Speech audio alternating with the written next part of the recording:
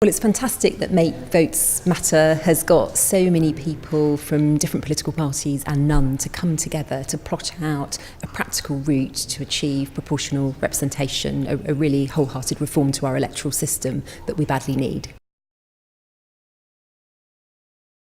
Well, people have changed and politics needs to catch up, but we're living in a multi-party era these days and people are politically diverse, they want to support a wide range of parties, and we really need an electoral system that can reflect people's views and translate those votes fairly into a reasonable number of seats in our parliament.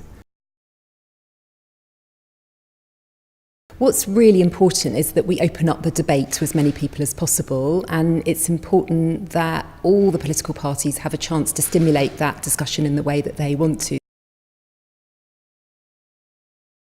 The Electoral Reform Society for a long time has supported the voting system that's used by Scottish voters in their local elections and used very well, called the single transferable vote. What we're passionate about is having the argument about what is not working about the current system first past the post before we move on to talking about what the solution that replaces it.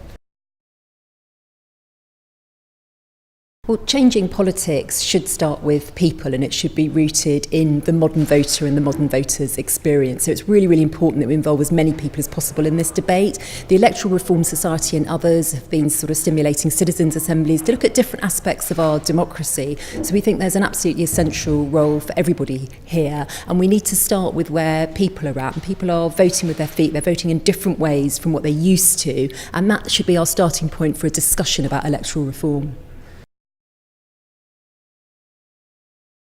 One really important thing that's missing at the moment is there's no fair reflection of people's voices and people's votes in a fair number of seats for the parties that they've supported in our parliament. So that would be one of the first effects that people would see, is that their voice and their vote would actually be translated into practical support for their party in parliament.